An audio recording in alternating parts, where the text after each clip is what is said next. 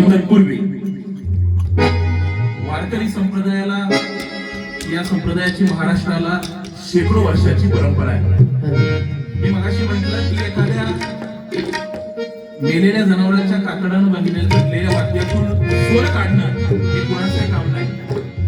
एक अशी झलक या ठिकाणी आपल्याला बघायला मिळणार आहे की मगाशी आम्ही ढोलकी शोधण्याचा प्रयत्न केला, पण ढोलकी आम्हाला मिळाली नाही. पण इथं आपल्या समोर बसलेला, तबल्यावर बसलेला कलाकार असा आहे, महाराष्ट्रभर त्याची ख्याती आहे.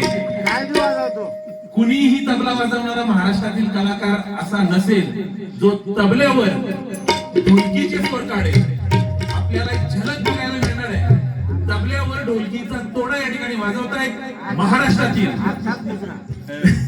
महाराष्ट्रातील नावाजलेले तबला वादक, नावाजलेले ढोलकी सम्राट, सातारा जिल्ह्याचं वारकरी संप्रदायाचं भूषण गणेश बापूराव पाटील.